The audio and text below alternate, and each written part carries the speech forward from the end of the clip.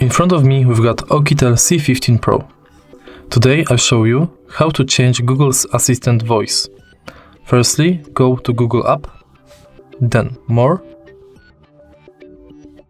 next Settings, Google Assistant, slide down and Assistant voice. Here we've got voices to choose. If you want to change, just click on the ring. Here are the voices you can pick for your Google Assistant. If you like this voice and want me to keep using it, just stop here. Here are the voices you can pick for your Google Assistant. If you like this voice and want me to keep using it, just stop here.